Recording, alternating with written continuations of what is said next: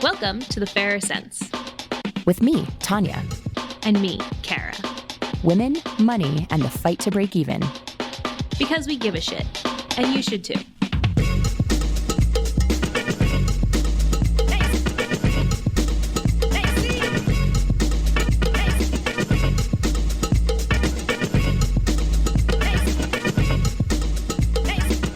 Today, Women's Voices Part 2, our actual voices. Hey, Tanya. Hey, Kara. I'm so excited for this episode, but I don't think I'm as excited as you are. Yeah, I think that's true only because I don't know if it's possible to be as excited as I am. I have had tabs open with research for this episode for over a year and a half that I finally closed just now. I remember when you first brought this up and you were so fired up about it then, and now it's finally come to life. This is like a little baby, that you have nourished and raised, and now you're sending it off into the world. And I'm excited to be a part of it. Gosh, yeah. I hadn't thought of it that way. Who will I be once this episode is done and I no longer have it in development anymore?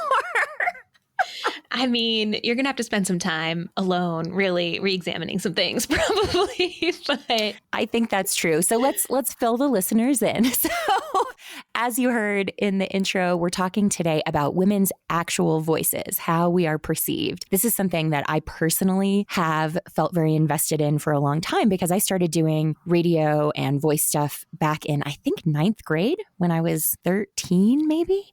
And so I have heard comments about my voice for a very long time. I did school radio. I did the PA announcements in my high school because I was super cool like that. I did local public radio. I did college radio. I did public radio in San Francisco and NPR in DC, and then podcasting. Obviously, this is something that I have just been thinking about for, almost 30 years. Of how women are perceived. And we now have so much more data to drive this discussion and to show that, in fact, women truly are perceived differently, even when we're saying exactly the same things, even when we're doing the same things.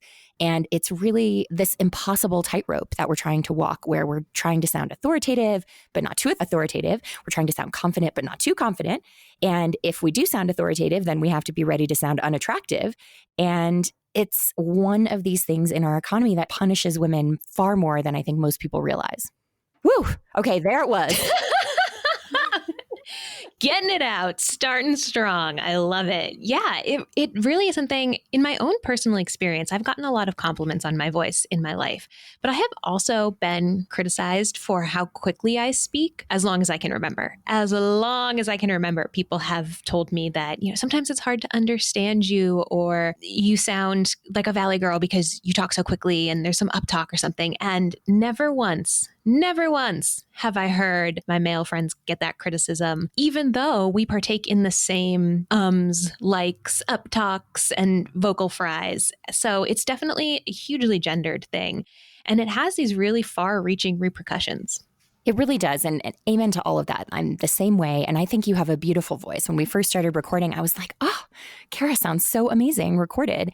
And I feel really lucky to get to do this show with you. But, even I think we both have pretty good voices. We still get plenty of criticism about how we sound. But one of the examples that I think is such a telling one and such a good one to frame this discussion is, remember last year, everybody was super obsessed with the story of Theranos and Elizabeth Holmes. And let's be real, she was a horrible person. She ultimately became a big scammer trying to fool her board and investors and regulators into thinking that the Theranos blood testing machine worked when it didn't actually work. And she's probably going to go to prison for it. Is she already in prison? I've lost track. I don't know. But the thing that people focused on most of all, and if you listen to the podcasts about it, or you read the book about it, Bad Blood, or you were part of the discussion, everybody focused on how her voice sounded and the fact that she had this deep voice that people believed to be a performance, that was not how she would naturally speak without thinking about it. And okay, that, that's a thing. She was probably talking deeper than she naturally would in conversation. But at the same time, I sound differently talking to someone for a work project than I do blabbing with my girlfriends. So it's such a weird double standard. And we live in a society where women are told we have to sound like our voices are deeper. We have to sound more masculine, or we're not going to be taken seriously. And so here she is, a young woman trying to prove herself, trying to prove in a very, very boys club kind of world of Silicon Valley that she's to be taken seriously. But then when she plays the game and does what it takes to play in that world, she gets punished for it and endlessly criticized for it. Why can't we just talk about how terrible a person and a leader she was instead of focusing endlessly on her voice? I was one of the people who was completely obsessed with the Theranos story, and I think she's a terrible person who definitely deserves to go to jail. The absolute uproar around her voice and the focus on her voice made me so sad and struck me as incredibly misogynistic. We can criticize her for being a bad person. Yes, we can criticize her for outright lying and for being so tunnel vision and her head up her own butt. Let's not criticize her for creating this fake voice when, exactly to your points, she was using that as a tool to literally be heard in a world where there are so few women. And this is a type of nuance that I think is so often overlooked. We're so eager to tear people down, really in general, but we're especially eager to tear down women if they don't look a certain way, if they don't sound a certain way. And these standards are impossible to meet across the board. And so screw you, Elizabeth Holmes, but not because you faked your voice. Perfectly said. Perfectly said. And it's interesting because if you pay attention to the podcast world or radio world, there are plenty of stories out there of women being criticized for how we sound. There was a whole This American Life episode about this, which we'll talk about again later. But one of the wonderful shining beacons of light out there is a woman named Katie Mingle, who is a producer at 99% Invisible. And she wrote this truly amazing auto reply to people who would write into their show to talk about women's voices. This is what it says. Hello, you've written in to voice your dislike of one of our female reporters' voices. You're not alone. We have a filter set up that automatically sends these types of emails into a folder labeled 0 priority. We'll review this folder and consider the complaints within, well, never. Amazingly, we don't even have a folder for complaints about the male voices on our show because we've never gotten one. Isn't that strange? We think so. Anyway, hope you can continue to enjoy our free podcast somehow. And if you can't, there are plenty of shows that don't feature women's voices at all. 99% Invisible. I think that is just amazing. I think I've seen that before, and every single time I read it or hear it, I age backwards. I get another year of life. It's so powerful. Especially that little zing at the end. Like, there are plenty of shows that don't feature women's voices at all. Subject for a different episode. Oh my God. Yes. 100%. Or maybe like the Oscars or any award show. The world so much at of large. Yeah. Mm-hmm. So this is what we are talking about today, how women's voices are policed. But I think more than policed, it's truly how women are punished for our voices, how we speak, not what we say or the content of what we're saying, but simply how we speak in an economic perspective, that we're losing job opportunities and even worse for the ways that we talk. If a woman goes into an interview and people think she talks young or I just don't like her or something, that can cost her a job. Or if people can't literally hear, I mean, that's really what today's episode boils down for me is people will tune out women's voices if they don't like the way they sound. And therefore, women are literally not being heard. And that, of course, affects our wallets. It affects our investments. It affects everything about our money. And so that's something that I really want listeners to carry in their hearts throughout this episode.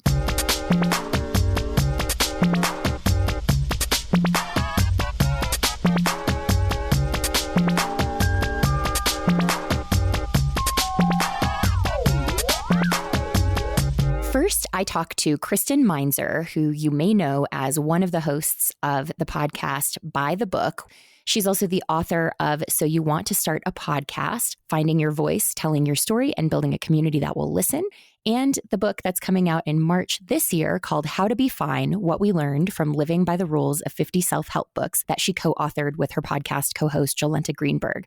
We started out talking about the critiques that Kristen has heard from listeners about how she sounds. Oh, gosh. Oh, she talks with such a thick Minnesota accent. Is that Bobby's mom from Bobby's World? Oh, my God. I cannot stand how much she sounds like a Midwestern grandma. Does she talk like a baby to you, or is it just me? Does she talk like a baby? I think she's Canadian. I don't know if Canadians sound like they're professional. Well, she doesn't sound professional at all. Whatever she's doing, she does not sound like she should be on the radio.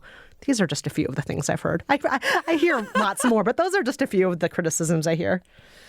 Woo, you were ready to go with those. Oh, I get them all the time. Oh, gosh, it is truly a frustration. I think that a lot of women who put our voices out there understand that we get this nonstop criticism. I mean, from your vantage point, would you say that you receive that feedback mostly from men, mostly from women, a mix of both? Oh, I think it's a mix of both. And I think that it's not surprising that it's a mix from both, because the majority of voices we hear all the time are men. If you look at who gets the most speaking roles in films, it's over 80% men. If you look at who all of the people are on Capitol Hill, the vast majority are men. If you look at people who are running Fortune 500 companies, they're predominantly men. Over 80% of roles on boards are men. We hear men all of the time. Men are making our rules. Men are stating what the so-called facts are on the nightly news. So we hear men all the time. And because of that, I think that the default is to think that's what an authoritative voice sounds like. That's what a trustworthy voice sounds like. That's what a professional voice sounds like. And then it's easy to absorb that. Whether you're a man or a woman growing up in our world, it's easy to think, yeah, that's what a professional voice sounds like. And so I hear criticism from both men and women. I hear just as many women write in to complain about vocal fry of my co-host Jolenta on By the Book as I hear men write in to complain about it. And I hear just as many people complain about my unbearable accent or baby talk or sing-songy voice, who are women and who are men. So I think it's everyone who's complaining about women's voices. I'm curious, let's say we have this idea of news coming from a certain kind of white male voice.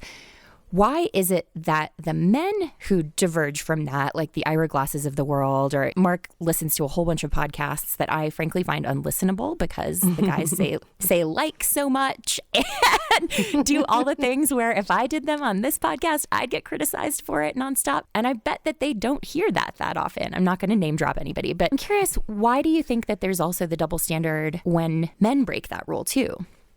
Oh, I don't think people hear it when men speak in, quote, the wrong way, because they're men. And when men talk, regardless of what they're saying or how they're saying it, whether it is in the Transformers movies, which are the Transformers movies, or the nightly news, or on public radio, regardless of who the man is talking, we accept that men get to talk. Men have a variety of experiences, men have rich internal lives, and men get to express themselves in a wide variety of ways.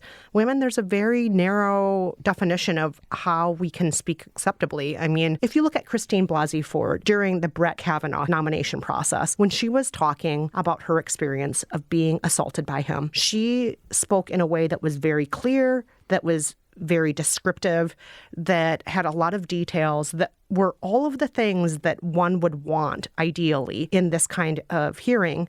And yet she was criticized for being overly emotional, for being overly factual, for not being authoritative enough. There were a million criticisms coming from every side. And yet, if you look at how Brett Kavanaugh was behaving when he was talking about his own case, he was crying and screaming that he loved alcohol. And yet she was the one who was being criticized for not speaking in a reasonable manner. And that's because we allow men to be on a microphone at a federal hearing talking about how much they love alcohol while screaming and crying, but we don't allow women to do those things. We just have a double standard when it comes to women's voices and what women can talk about. It's all so true. And I think, as in so many things, women are judged by, I would say, an impossible standard. We think about Hillary in the last election cycle, where it was all about, well, women aren't qualified enough, so she's proving her credentials. Well, now she's too bossy and she's too full of herself. There was this idea she's a smug know-it-all. She always thinks she's the smartest person in the room. Who wants to negotiate with somebody like that? She's, la, la, la, la, la, all of the things. And it's like, this is the most qualified person who has ever run for president. And we can't just see that. We have to judge her through the lens of this impossible standard we hold women to. You refer to vocal fry, which I think is the most common thing that women, especially young women these days, are criticized for. It's funny because vocal fry happens when women speak in their low registers.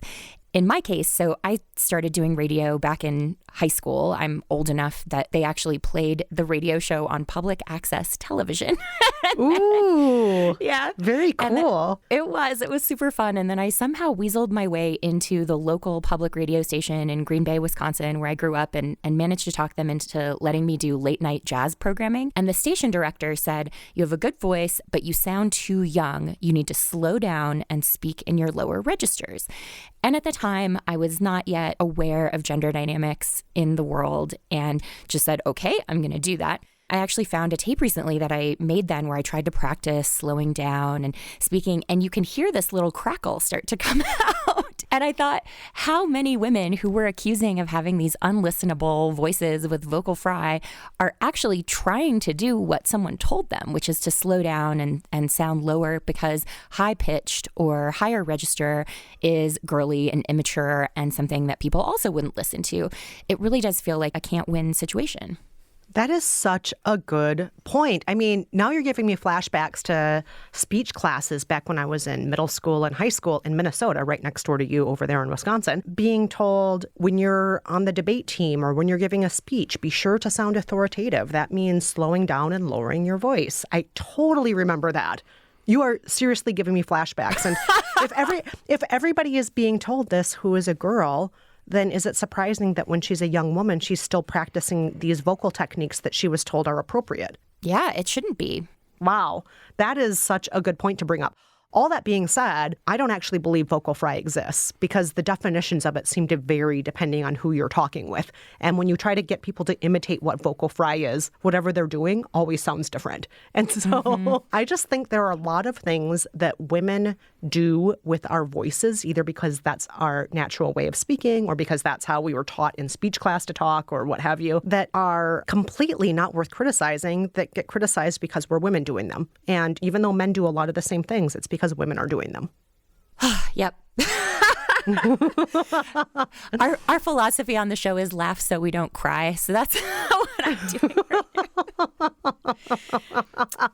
Yeah, and a woman, I'm pretty sure, who first taught me to, slow down and speak at a lower register. So I think it's women and men who perpetuate these ideas, but I blame the men because the men set up the playing field. The men are the ones who still get the microphone most often. And if the men are setting up the rules and have the microphone most often, maybe it's their responsibility to stop setting themselves up to be able to hold all the power and be taken as the authority all the time. Maybe they should be sharing it a little bit. So I'm wondering, you coach people on how to do great podcasts. Obviously, most people have to speak in some way in their job. In the book, the advice that you give is very much gender neutral. Obviously, it has to be that way for a book audience. And you're just trying to help people find their true voice and to be themselves. And I love how you own your Minnesota accent in the book. But I'm curious, when you're talking to women in particular, do you give different advice? Because, of course, it's one thing to say be yourself and let your voice shine however it is. But we also know that we live in this world where women are judged differently and where we might say, yeah, it sucks that women have to wear makeup to work to be taken seriously. But if I was coaching someone, I'd say you probably want to wear some makeup to work because you're going to be judged differently. So does who you're talking to change the advice you give? The advice I give to women is expect to be criticized and don't take it personally when they criticize the sound of your voice. Some criticism is worth taking seriously. Are you slurring your words? Are you saying and ah every other word? Are you interrupting your guests all the time? There are certain criticisms about how somebody speaks into a microphone that are worth taking seriously. But if the criticisms are essentially, I hate the sound of your voice, you have an accent, and I think people with accents sound like idiots, I mean, that's just a case usually of classism. When people hate accents, it's usually like, I happen to think that only people from the coast are smart. And the way you talk is clearly you're somebody from Mississippi, so I think you're an idiot. And a lot of the criticism out there is going to be harsh and not worth listening to. So I give that advice to women. I don't give that advice to men because I don't think that most men have to deal with it. Most men are not going to deal with letters every day talking about how their voices are horrible and hideous and not worth listening to. So that's how my advice differs. Other than that, I give everybody else the same advice.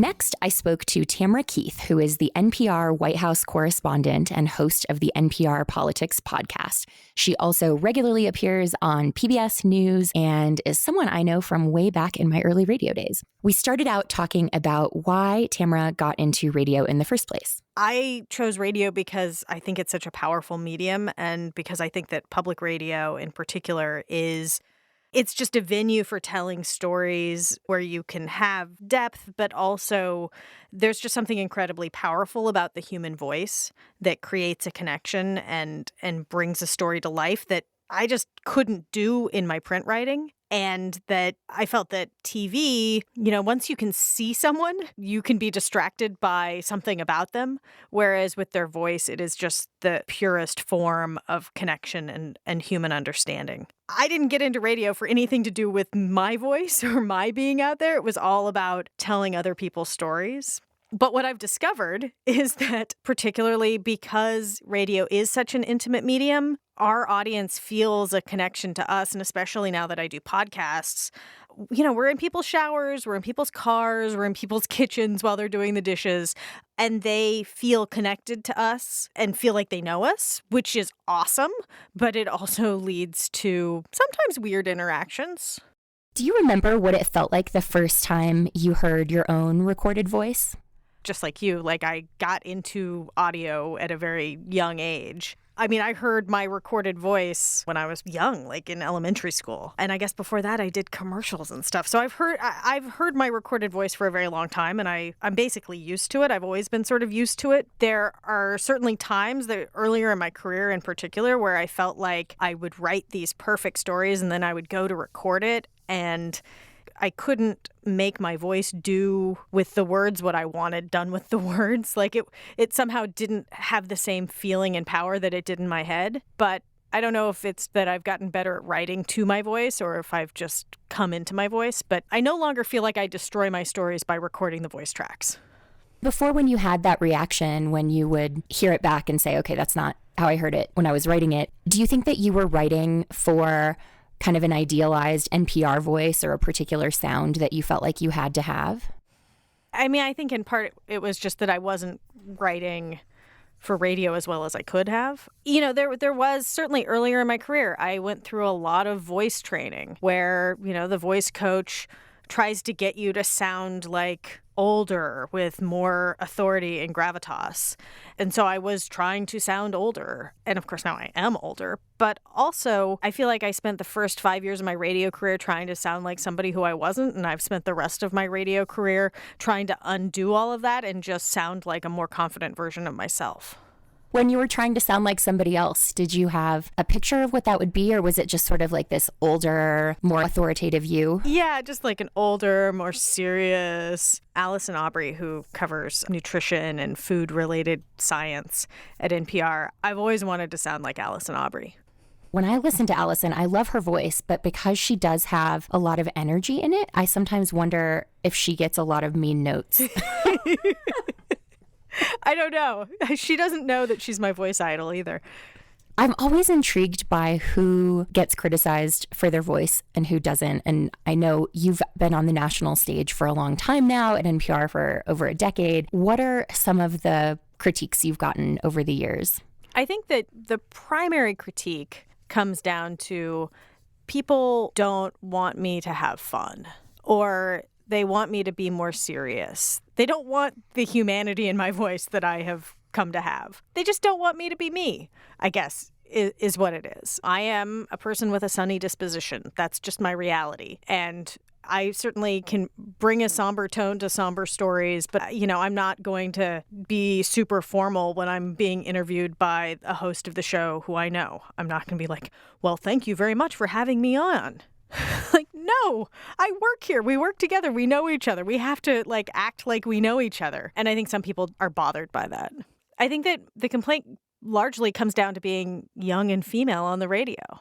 I mean, I think that's very obvious. Reading some of the reviews for the NPR Politics podcast, the number of times people say things like, oh, the gravitas level really changes when Ron and Mara are on versus the rest of the time when it's just kids laughing at their jokes. That is really telling.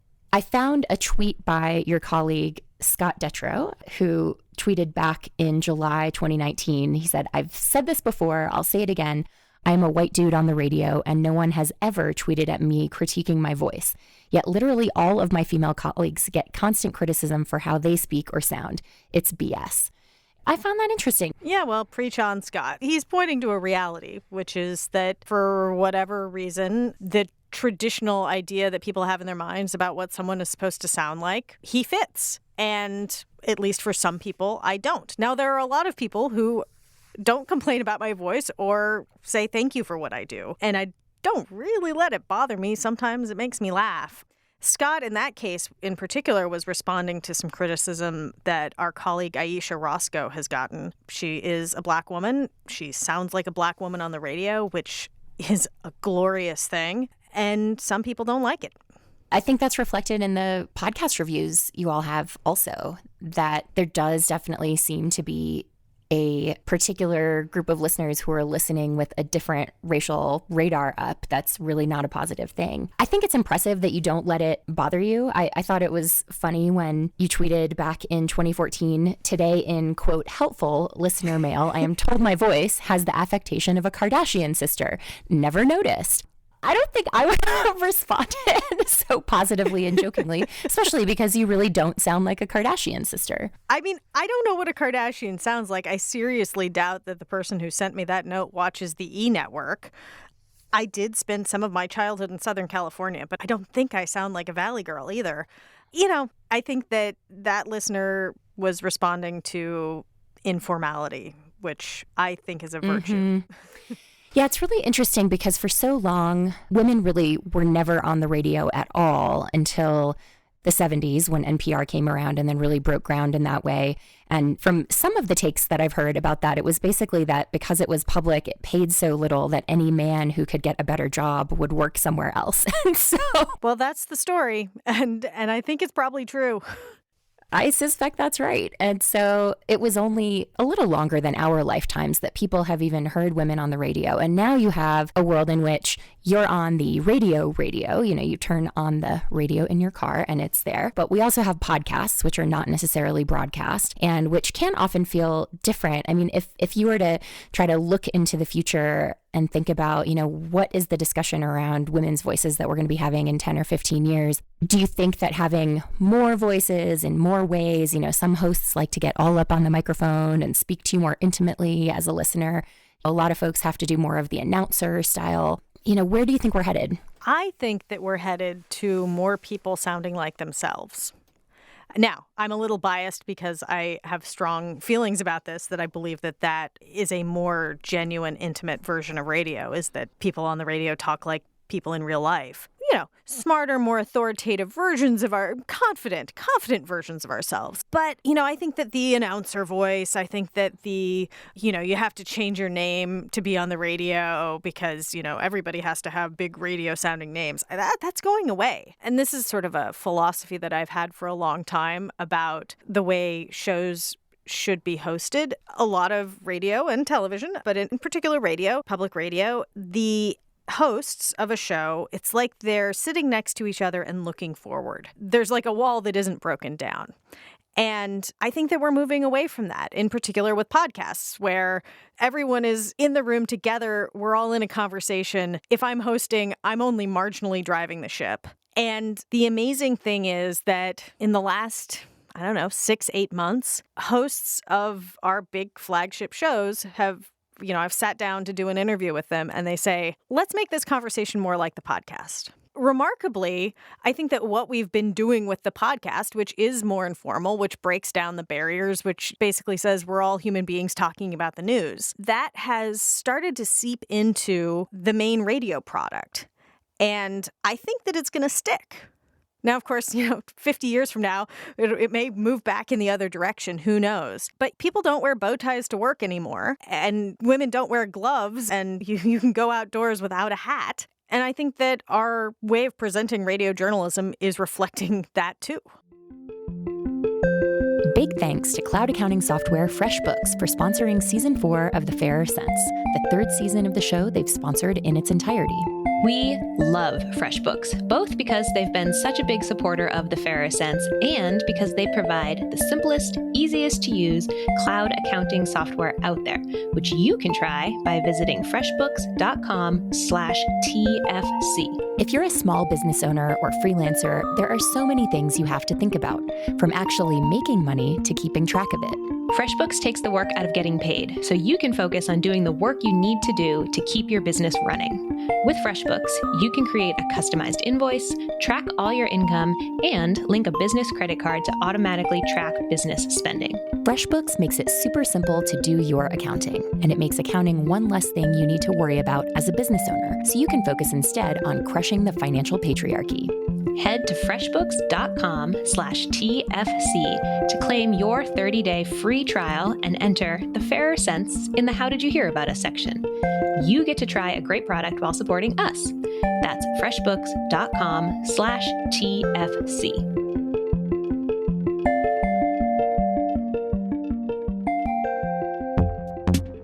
People we love living longer? Very cool. People we love running out of money later in life? Not cool. Age Up is a new product issued by MassMutual and sold by Haven Life that helps solve the problem of loved ones outliving their money.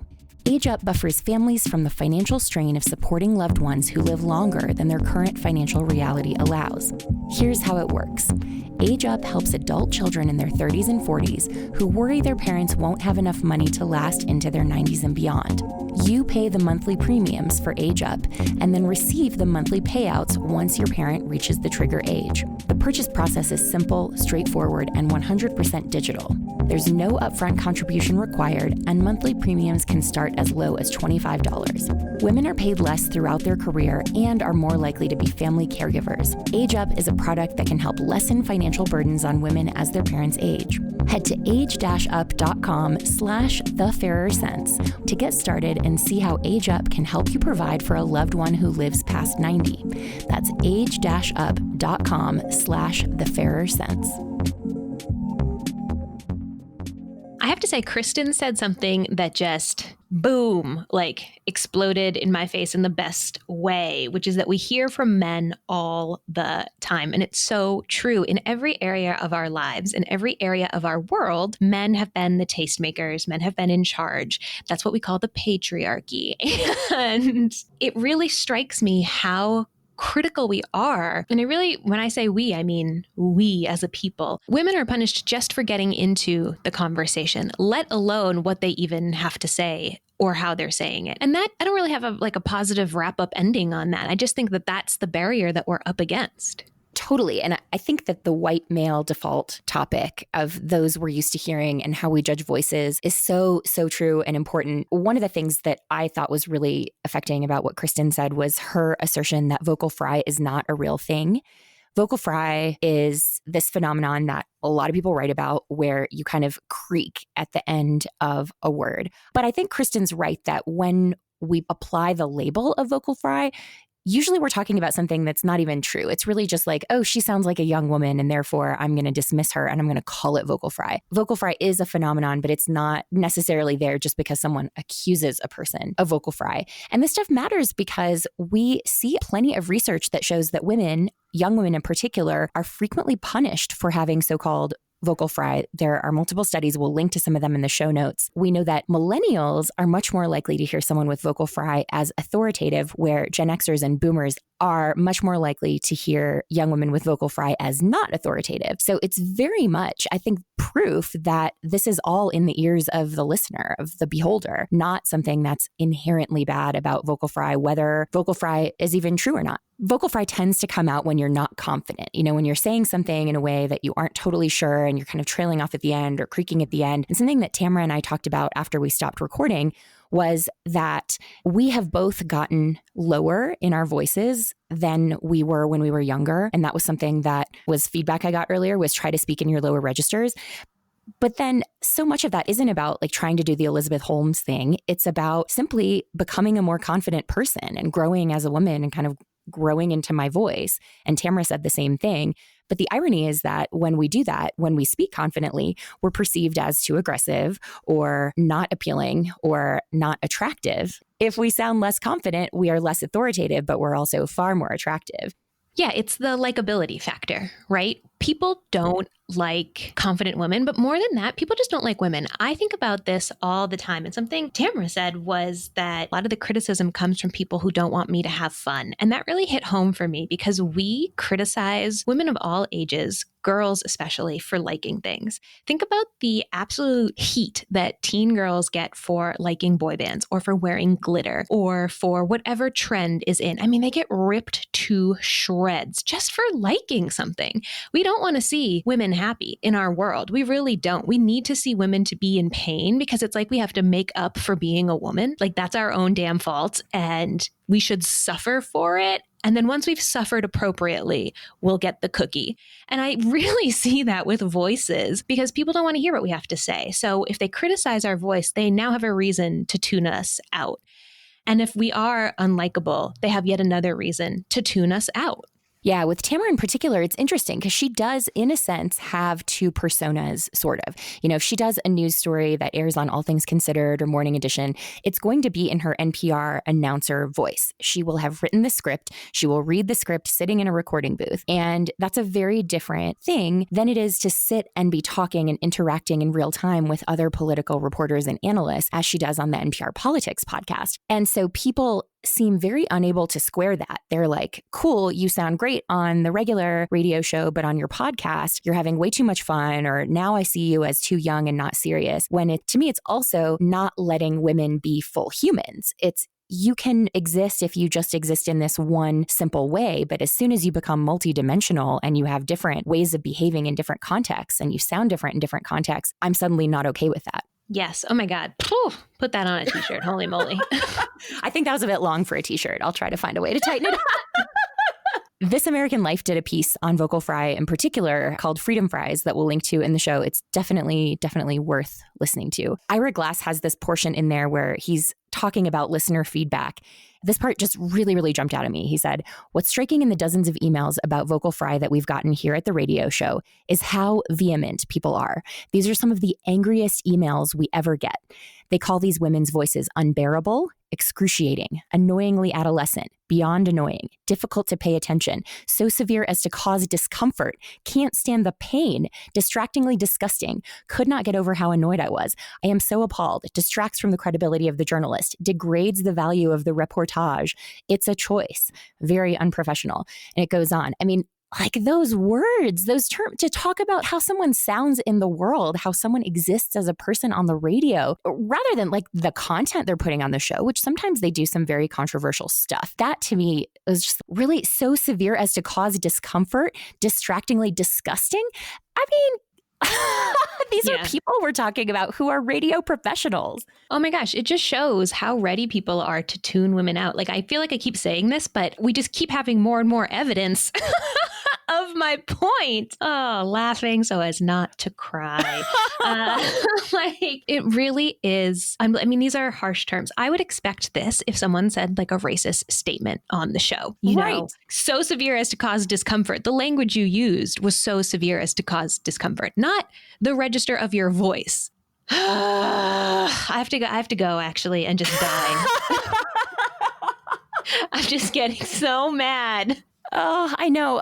And this is pretty well researched at this point. We've talked a bit here about women on the radio. And of course, that is not the bulk of women. Most of us are just trying to exist in the world and have jobs and earn a livelihood and put a career together and those kinds of things. But we know that we are all judged against white men in the work world as well. There was a study done on the preferences for voices and leadership roles that we'll link to in the show notes. And the authors wrote, "Here we examine the influence of pitch on selection of leaders and whether this influence varies by leadership roles. Male and female leaders with lower pitched, i.e. masculine, voices are generally preferred by both men and women. As in previous studies, men and women preferred female candidates with masculine voices. Likewise, men preferred men with masculine voices. Women, however, did not discriminate between male voices."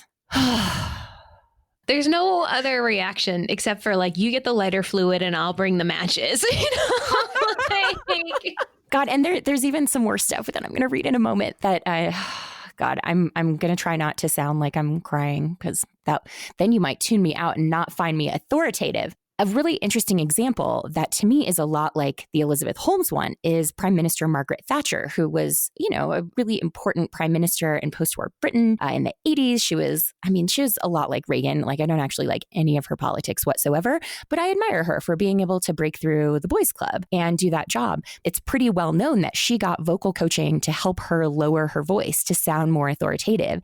And it's interesting that she was never criticized for that. She was seen as someone who was playing a boys' game and therefore had to exist in the boys' world and do things the way the boys do them. And she was doing exactly what this research suggests she should have done, which is if you want to be in a leadership role, you have to sound masculine. And she did that. Along that note, Kristen made the point of when Dr. Christine Blasey Ford was testifying and when Brett Kavanaugh was testifying. Brett Kavanaugh had a full-on meltdown at his toddler tantrum. He wept. I mean, the man cried. And listen, I'm all for dudes getting more in touch with their emotions, but nah, son, you're a piece of crap, and we all know it.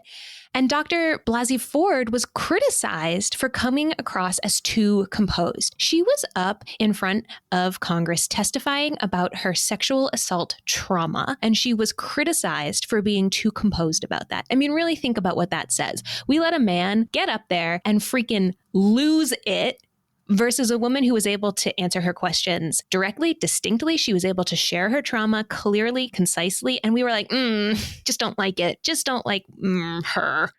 When we talk about double standards, there is no clearer example to me than that. I mean, that's part of it too, of this perception of emotion as feminine, lack of emotion as masculine, even though in that hearing, you could not have seen a more perfect example of those being flipped, of the man being the like ridiculous, irrational, emotional, bad emotional one, not just emotional, but get it together, bro.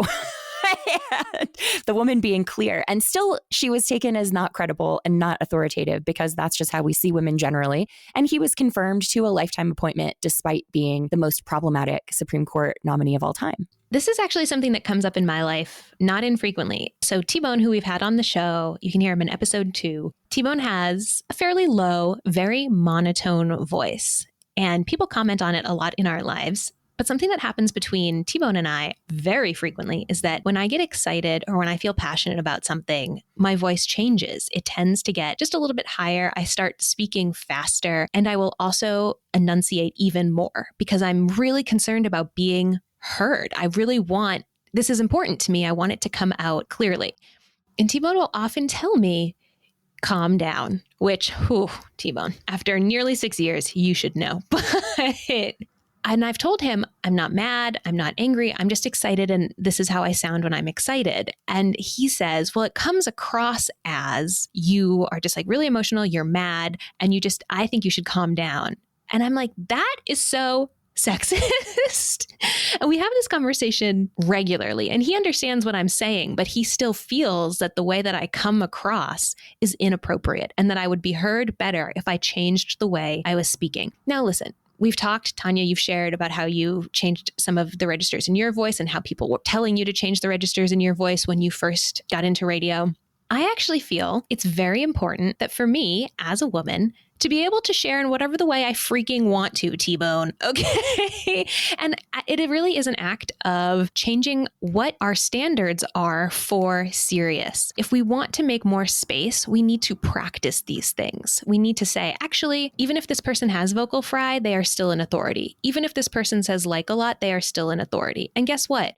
By doing that, we change the standards. So no, T-Bone, I will not be changing how excited I get and how my voice changes when I get excited, because that really is an act of work to change these standards.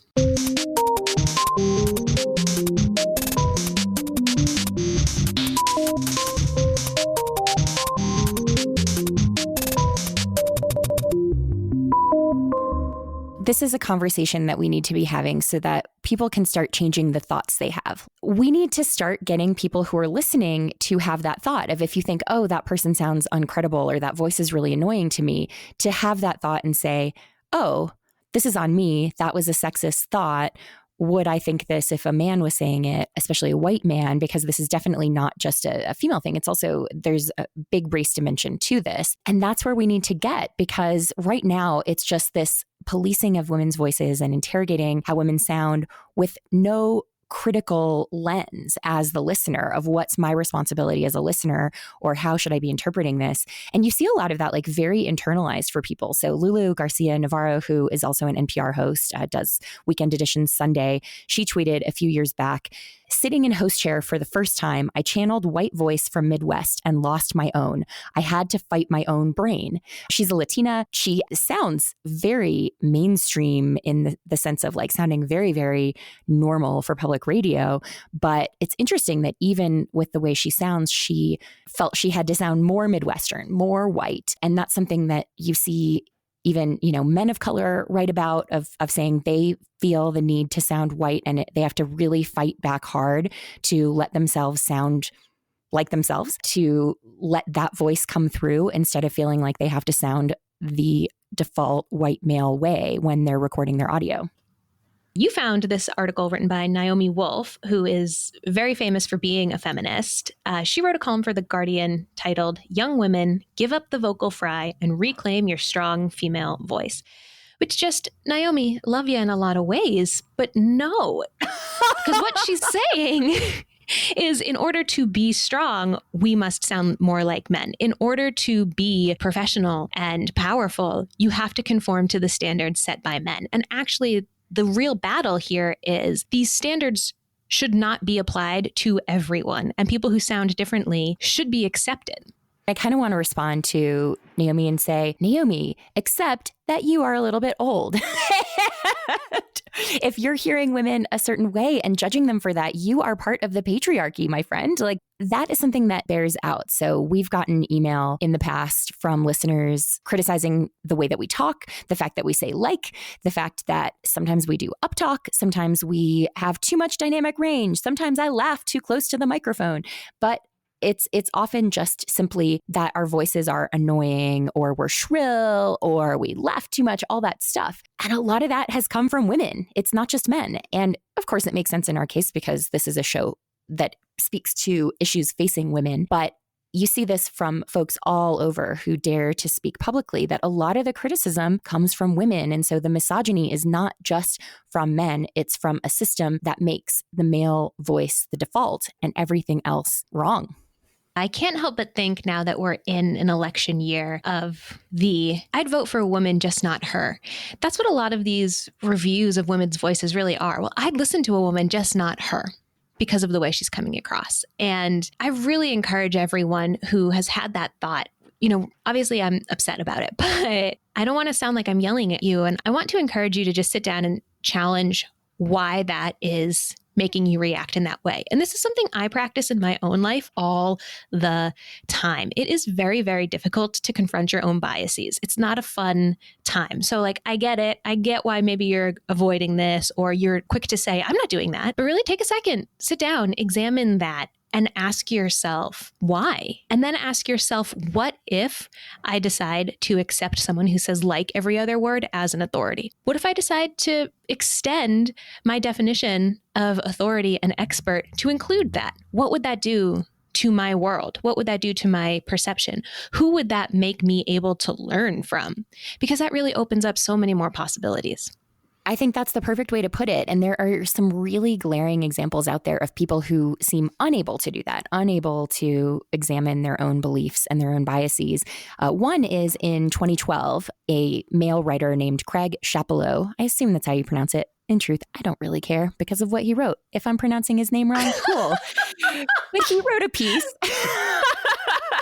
He wrote a piece for Fast Company on how women speak, and specifically used his own personal example that I'm going to read to you here. So he had been part of a team effort at work to hire someone, and it had involved others collecting resumes and doing some screening interviews prior to him getting involved. So here he writes, one of the staffers on the preliminary interviews handed me the shortened stack and told me that he had arranged the candidates in rank order based on their qualifications. He did a nice job because the resume on top of the pile looked like a perfect match of background and experience. But when I spoke with the candidate, I ruled her out immediately. Why? Because of how she talked on the phone. Every sentence ended in a gravelly low vibrato. It was a grating kazoo-like effect that made the candidate sound immature, unconfident, and frankly, annoying. There was no way we could risk having her represent us with a senior executive audience in spite of her considerable track record and credentials. He goes on, but I'm going to stop there before my blood boils out of the top of my head. He says, as a senior executive, has all this considerable experience, this great track record. Like, where do you think that track record came from if she couldn't represent a company or herself well? Not even examining whatsoever what she said. There was nothing in there about the content. It was simply about this gravelly low vibrato with the kazoo-like annoying sound. Like, fuck you, Craig. Fuck you. Took the words right out of my mouth. I mean, this is the invisible standard. When we talk about bias, this is a huge part of it. A lot of people don't even know they are up against these biases that other people are just carrying around. This woman, went to probably a great school, killed it, had all of these amazing credentials, and still couldn't get over the last hurdle. It's mind-blowing. I'm thinking I think it's season 2 of the HBO show Insecure, which I just got HBO for free. So if you haven't seen it because you won't pay for HBO, I really respect that move.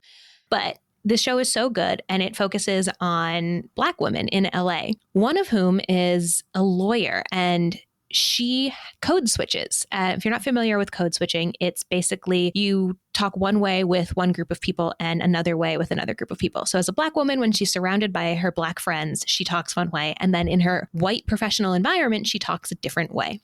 Another Black female lawyer comes in and does not code switch. She just, I'm using air quotes, talks Black. And it makes the first female lawyer kind of uncomfortable.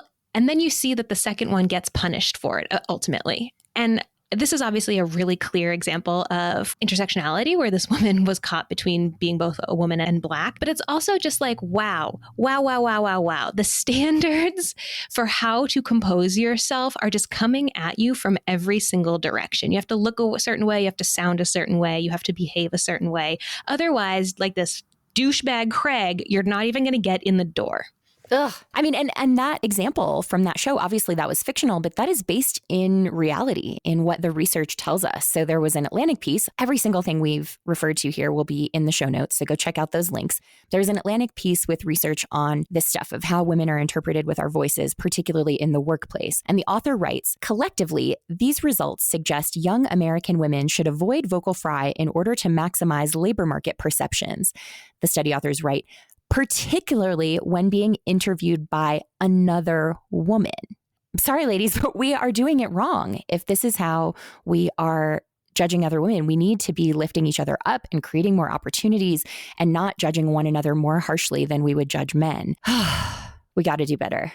Yeah, it's like the 52% of white women that voted for Trump. Like, get your house together, ladies. Like, Yeah. Oh, my goodness. We've talked a lot longer than we usually do because obviously I have a lot of strong feelings on this and it has real economic implications for us. I'd really love to see the conversation move in a direction where women are just allowed to talk however we talk, where people of color are also allowed to not have to code switch and for that not to be a thing that disqualifies you from work or promotion or opportunities. And for us to start as listeners taking on more of that burden of thinking, how are we contributing to this discriminatory culture and misogynistic and racist culture around voices rather than letting people be themselves and learning to interpret that differently?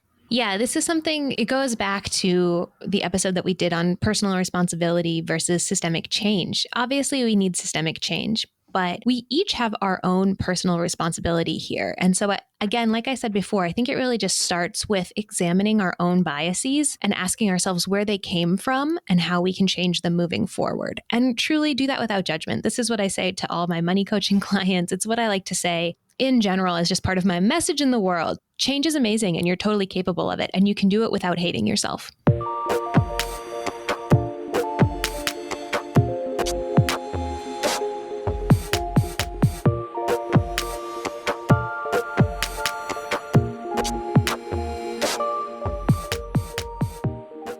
Kara, let me just say thank you for letting me talk so much in this episode. Listen, you had to. You've been carrying this around for a year and a half. Okay. Maybe for more like 27 years or something. But yes, it feels good to finally have all of this out there. I'd really love to hear from others about how you think about all this stuff. If any of this was compelling to you in helping you change your mind of how you listen to others, or if you've had experiences like this where you felt discriminated against for how you talk. And especially guys, write to us. Tell us your thoughts on this. Tell us if any of this is helping you see some things differently.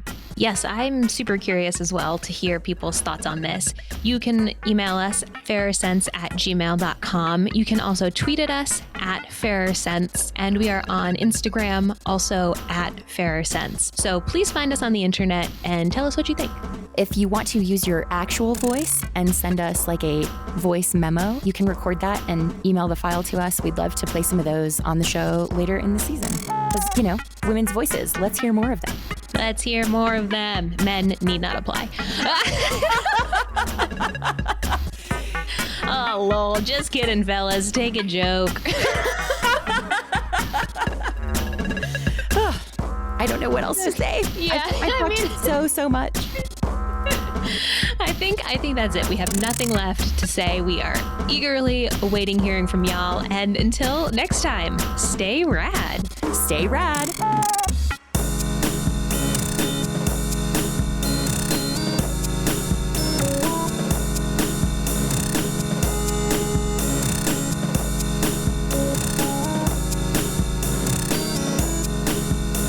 The Fairer Sense are Kara Perez and me, Tanya Hester. Editing by me. Our theme song is by The Insider, and all other music is courtesy of the mysterious Breakmaster Cylinder.